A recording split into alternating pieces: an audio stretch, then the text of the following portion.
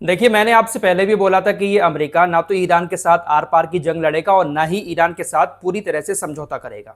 Donald Trump किसी भी वक्त ईरान के ऊपर छोटा मोटा हमला कर देगा। ईरान जब इनको सही से पीटेगा तो उसके बाद ट्रंप समझौते की तरफ भागता हुआ नजर आएगा।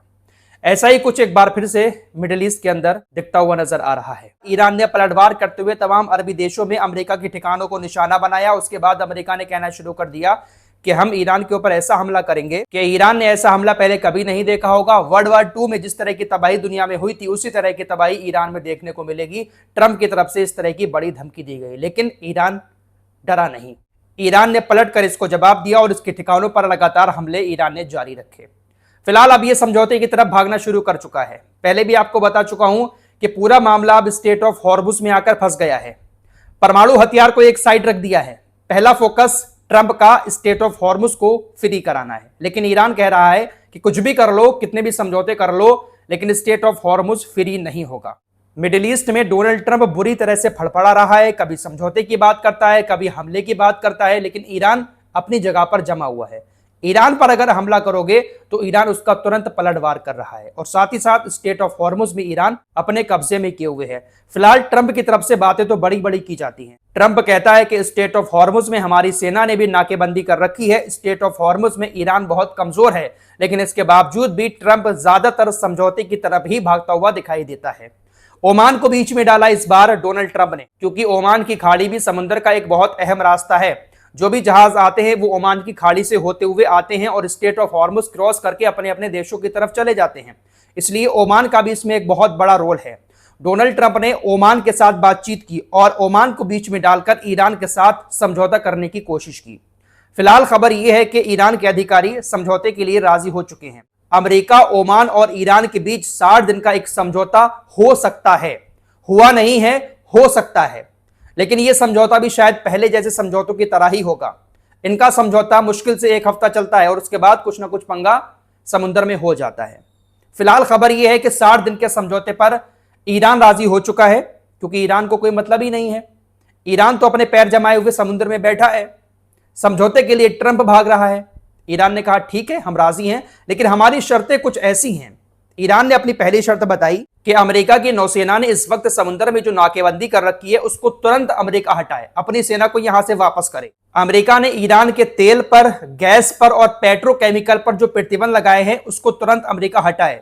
स्टेट ऑफ हॉर्मुज में ईरान का जो इरादा टोल टैक्स वसूलने का है, उस इरादे को अमेरिका एक्सेप्ट करे। वो ईरान की मर्जी है कि कितना टोल टैक्स वसूले, किससे ले किससे ना ले, ईरान की मर्जी है, लेकिन अमेरिका को इस बात को एक्सेप्ट करना होगा कि हां, ईरान टोल टैक्स वसूल सकता है। ईरान की आखिरी शर्त यह है कि स्टेट ऑफ हॉर्मुज से जो भी जहाज गुजरेगा उस पर ईरान का कंट्रोल होगा। ओमान की खाड़ी से जो जहाज निकलेगा उस पर ईरान निगरानी करेगा। ईरान ने कहा किसी देश का जहाज खाड़ी देशों में अगर एंट्री कर रहा है तो स्टेट ऑफ हॉर्मुज में उसको उत्तरी लेन से गुजरना होगा। वहीं अगर खाड़ी देशों से कोई जहाज सामान लेकर किसी दूसरे देश को जा रहा है तो उसको दक्षिणी लेन से गुजरना होगा। ईरान ने स्टेट ऑफ हॉर्मुज में आने जाने के लिए जो रास्ते तय की हैं, जहाज उसी रास्ते से जाएंगे। ये तमाम शर्तें ईरान की हैं। इन तमाम शर्तों को अगर अमेरिका एक्सेप्ट कर लेता है तो आने वाले 60 दिनों के अंदर किसी तरह का कोई हमला ना तो अमेरिका करेगा और ना ही ईरान करेगा। साथ ही साथ ईरान स्टेट ऑफ हॉर्मुज को पूरी तरह से फ्री खोल देगा, 60 दिन तक फ्री खोलेगा।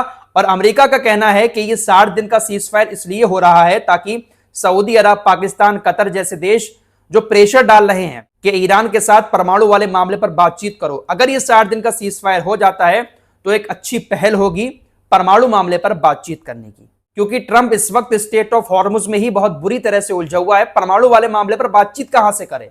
State of Hormuz he final नहीं हो पा रहा है, परमाणु मामला कहां से फाइनल होगा? इसीलिए यह समझौता सामने आ रहा है। अमेरिकी मीडिया के मुताबिक कल तक यह समझौता लागू हो सकता है अगर अमेरिका ईरान की शर्तें मान लेता है। लेकिन अमेरिका का पास्ट तो आपको मालूम ही है। अगर समझौता हो भी जाता है, ईरान की शर्तें अमेरिका मान भी लेता है, लेकिन टिकेगा सिर्फ 1 हफ्ता 10 दिन तक। फिलहाल देखते हैं कि क्या होता है। इसी बीच ईरान की नौसेना ने स्टेट ऑफ हॉर्मुज में एंटी शिप बैलिस्टिक मिसाइलें तैनात कर दी हैं। अभी तक इस जंग में ईरान की नौसेना ने एंटी शिप बैलिस्टिक मिसाइल का इस्तेमाल नहीं किया है, लेकिन पहली बार उनको तैनात कर दिया गया है। और ईरान का कहना है कि अगर अमेरिका अपनी नाकेबंदी यहां से नहीं हटाता है, अमेरिका की सेना यहां से दूर नहीं जाती है, तो इन एंटी शिप बैलिस्टिक मिसाइलों का इस्तेमाल करके अमेरिका की सेना को यहां से भगाया जाएगा। फिलहाल हालात अभी भी अच्छे नहीं हैं।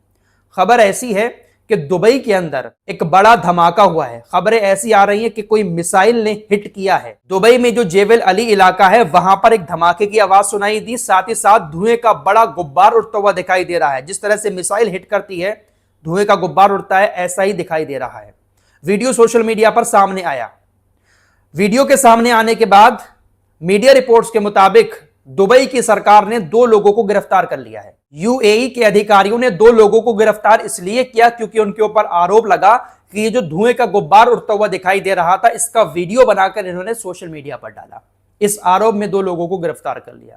भाई, जो लोग हमारे देश के दुबई वगैरह में रह रहे हैं, किसी भी अरब कंट्री में रह रहे हैं, यहां की सरकारों ने सख्त कानून लागू कर रखा है। इनके नुकसान की अगर कोई वीडियो सोशल मीडिया पर बनाकर डाल रहा है तो इसके खिलाफ ये कार्रवाई कर रहे हैं। बहुत सारे लोगों को ये पहले भी पकड़ चुके हैं, तो थोड़ा सा सावधान रहें। फिलहाल इस वक्त लड़ाई समुद्र में छिड़ी हुई है। लगातार समुद्र में रोजाना कुछ ना कुछ नया कांड हो रहा है। इधर स्टेट ऑफ हॉर्मुज ईरान ने बंद कर रखा है, उधर लाल सागर सऊदी अरब के लिए हुतीस ने बंद कर रखा है। कोई भी जहाज किसी भी देश का यमन से होता हुआ लाल सागर क्रॉस करके सऊदी अरब की तरफ जा रहा होता है तो हुतीस उसको निशाना बनाते हैं। एक भारतीय झंडे वाले जहाज को भी हुतीस ने निशाना बनाकर उसको डुबो दिया। 14 भारतीय क्रू मेंबर उस पर सवार थे, एक यमन का क्रू मेंबर था।